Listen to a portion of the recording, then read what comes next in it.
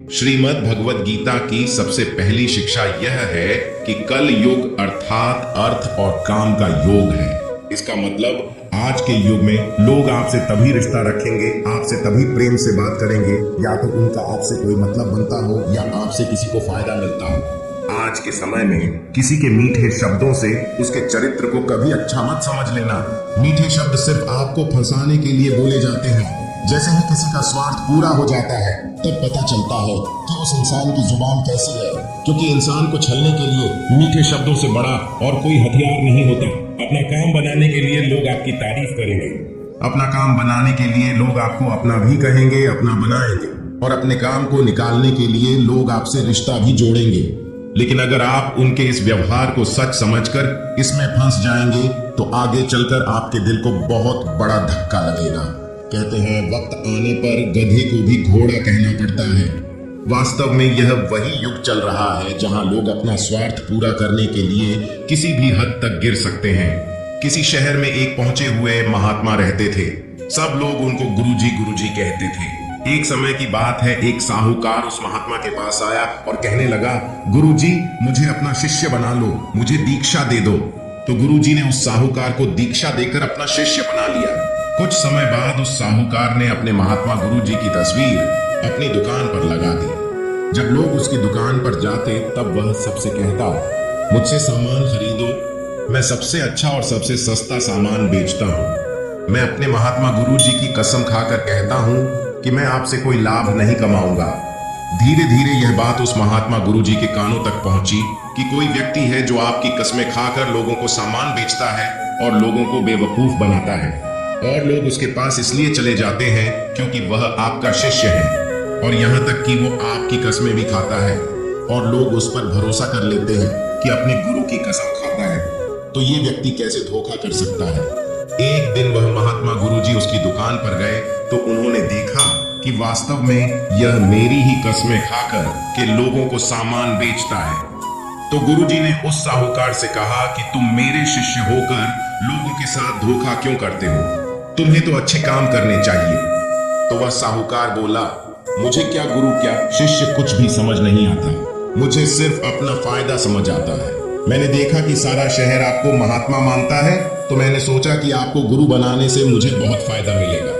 मुझे धर्म से कुछ लेना देना नहीं है, बस मेरा फायदा होना चाहिए, वह कैसे भी हो। और जब से मैंने आपका नाम लेना शुरू किया, आपके नाम की कसमें खाने शुरू की, तब से मेरा कारोबार और बढ़ गया है। यह सुनकर गुरु को बहुत धक्का लगा। कैसा समय आ गया है, ऐसा युग आ गया है कि लोग अपने फायदे के लिए किसी भी हद तक जा सकते हैं। यह कैसी विडंबना है कि लोग अपने माँ बाप तक को नहीं देखते, अपने गुरु तक को नहीं छोड़ते। इंसान इंसान को लूट कर खा रहा है। हर इंसान कोशिश करता है कि सिर्फ मेरा फायदा होना चाहिए, चाहे सामने वाले का कितना भी बड़ा नुकसान क्यों ना हो जाए।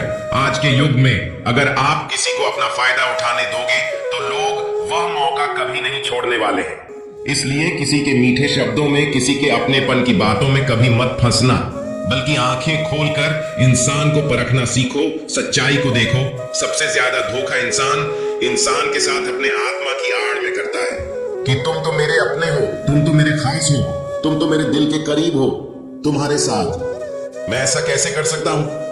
कभी ऐसा हुआ है क्या कि जिसे आप जानते ही नहीं वह आपको चोट पहुंचा सके?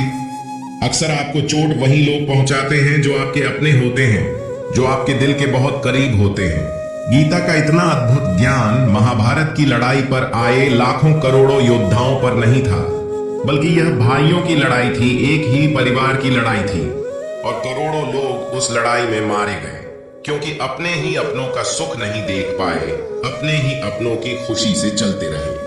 वक्त लगता है, एक दिन में बात समझ में नहीं आती, लेकिन एक दिन जरूर समझ में आती है कि यहाँ कोई अपना नहीं है। इस शिक्षा का उद्देश्य यह नहीं है कि हम लोगों से नफरत करने लग जाएं या लोगों से गलत व्यवहार करने लगे। इस शिक्षा का यही अर्थ है कि आप लोगों के भरोसे पर मत बैठे रहो। आप किसी से यह उम्मीद लगाकर मत बैठ जाओ कि वो आपका साथ जिंदगी भर देगा, आपका साथ कभी नहीं छोड़ेगा।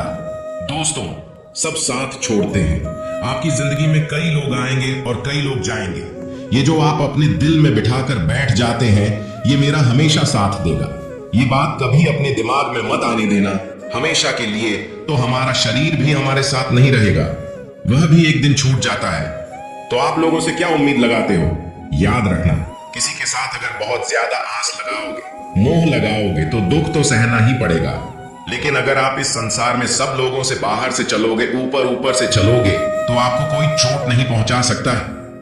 श्रीमद् भगवद गीता की दूसरी शिक्षा यह है कि जो इंसान स्वयं से खुश नहीं, वो दुनिया में किसी भी चीज से खुश नहीं हो सकता। आज के समय में अधिकतर लोग खुशी के लिए भटकते रहते हैं। उनकी खुशी उनके वर्तमान में नहीं होती, या तो उनकी कल्पनाओं में होती है या उनके भविष्य में होती है। जिस इंसान की खुशी इस पल में नहीं है, वह खुशी के लिए हमेशा भटकता रहता है। जो इंसान अपने आप से ही खुश नहीं, अगर वो किसी रिश्ते से भी जुड़ेगा तो उस रिश्ते में भी उसे दुख ही मिलेगा। अगर वो किसी काम से जुड़ेगा तो उस काम में भी उसे दुख ही मिलेगा। वह जहां जाएगा अपने साथ अपने दुख की ऊर्जा साथ ले जाएगा। याद रखना, जगह बदलने से, रिश्ते बदलने से, काम बदलने से खुशी नहीं आती, लेकिन इंसान खुद को बदल दे तो जिंदगी में खुशियां जरूर आती है। जो लोग खुद से खुश नहीं होते, वो खुशी के मौके पर भी कोई ना कोई दुख ढूंढ लेते हैं। वास्तव में खुश रहना और दुखी रहना एक माइंड की प्रोग्रामिंग है, एक मेंटल ट्रेनिंग है। अगर आपने अपने माइंड को बार बार हर चीज में उदास होने की ट्रेनिंग दे रखी है, दुखी होने की ट्रेनिंग दे रखी है, तो धीरे धीरे आपका मन खुश होना ही भूल जाएगा। लेकिन अगर आपने अपने मन को छोटी छोटी बातों पर खुश होने की आदत डाली है, तो आप जिंदगी के हर पल को खुशी से जी पाएंगे। इतनी सी बात अगर आपको समझ आ जाए, खुशियां और दुख हमारे माइंड की प्रोग्रामिंग से चलती है, हमारी सोच पर निर्भर करता है। हम 24 घंटे अपने दिमाग को जिस काम में उलझाए रखेंगे, ऐसे ही ख्याल में हमारा माइंड उलझा रहता है। आप अपनी जिंदगी को खुशहाल बना सकते हो, या फिर आप अपनी जिंदगी को दुखों के अंधेरे में धकेल सकते हो। इसीलिए इसे समझना बहुत जरूरी है। जीवन में अगर खुश रहना है तो छोटी छोटी चीजों में भी खुशियों को देखने की नजर होनी चाहिए, नहीं तो बड़ी से बड़ी खुशी में भी आपका मन दुखी ही रहेगा। जय श्री कृष्णा।